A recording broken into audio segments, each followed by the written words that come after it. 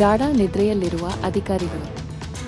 ವಿದ್ಯಾರ್ಥಿಗಳ ಜೀವ ಕಸಿಯಲು ಕಟ್ಟಡದಲ್ಲಿ ಪಾಶ್ಯ ಹಿಡಿದು ಯಮರಾಯನನ್ನು ಕೂರಿಸಿರುವರೆ ಅಧಿಕಾರಿಗಳು.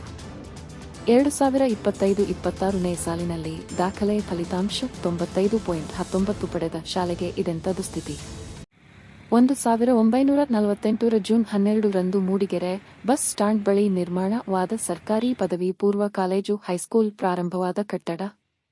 ಶಿಕ್ಷಣದ ಗುಣಮಟ್ಟ ಉತ್ತಮ, ಆದರೆ ಆ ಶಿಕ್ಷಣ ಪಡೆಯಲು ಬರುವ ವಿದ್ಯಾರ್ಥಿಗಳು ಮತ್ತು ಪಾಠ ಹೇಳಲು ಬರುವ ಶಿಕ್ಷಕರು ಜೀವ ಕೈಯಲ್ಲಿ ಹಿಡಿದು ಕೊಂಡು ಬಂದು ಕೂರುವ ಪರಿಸ್ಥಿತಿಯನ್ನು ಎದುರಿಸುತ್ತಿದ್ದಾರೆ. ಇನ್ನು ಮೇಲಾಧಿಕಾರಿಗಳು ತಮಗೂ ಇದಕ್ಕೂ ಸಂಬಂಧವೇ ಇಲ್ಲ ಎಂದು ಗಾಢ ನಿದ್ರೆಯಲ್ಲಿ ತೊಡಗಿರುವುದು ಬೇಸರದ ಸಂಗತಿಯಾಗಿದೆ.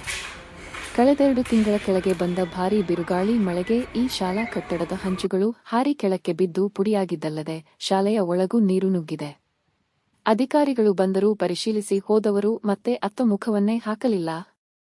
ಈ ಕಟ್ಟಡದಲ್ಲಿ ಆಜಾದ್ ಮೌಲಾನಾ ಶಾಲೆ 6 ಮತ್ತು 7ನೇ ತರಗತಿ ನಡೆಯುತ್ತಿದ್ದು, ಈ ಬಾರಿ 8ನೇ ತರಗತಿ ಸೇರ್ಪಡೆಯಾಗಿದೆ.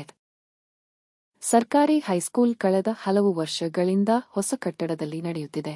ಆದರೆ ಎಲ್ಲಾ ವಿದ್ಯಾರ್ಥಿಗಳಿಗೆ ಬಿಸಿ ಊಟ ತಯಾರಾಗುವುದು ಮತ್ತು ಸಭಾಂಗಣ ಇರುವುದು ಹಳೆ ಕಟ್ಟಡದಲ್ಲೇ.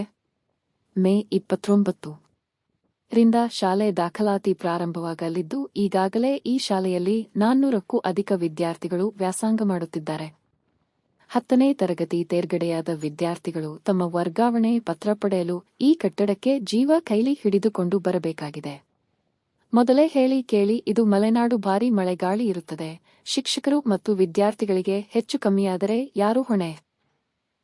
ನಿದ್ರಿಸುತ್ತಿರುವ ಅಧಿಕಾರಿಗಳೇ, ಇನ್ನಾದರೂ ಎಚ್ಚರವಾಗುತ್ತೀರಾ?